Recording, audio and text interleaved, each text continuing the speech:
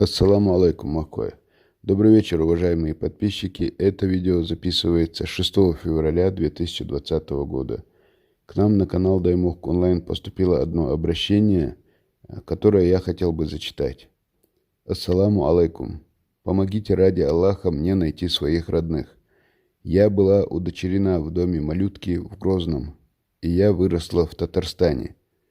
2 года назад я узнала о том, что я чеченка.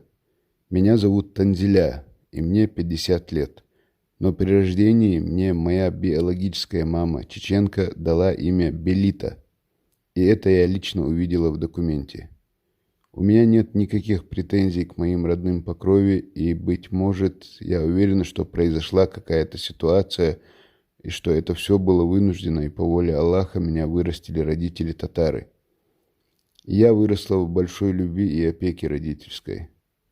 Каждый человек должен знать свои корни, и я не исключение. Поэтому я хотел бы найти своих родных. Прошу, помогите мне их найти. У меня по воле Аллаха все хорошо, и я, возможно, даже смогла бы помочь своим биологическим родителям, если они найдутся.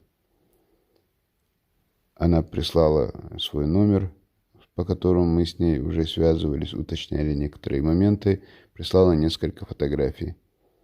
Вот такая вот информация. Если вы знаете что-либо по этому вопросу, если можете помочь в поисках, то, пожалуйста, свяжитесь с нами, с каналом Даймох Онлайн по номеру 8 928 002 56 56.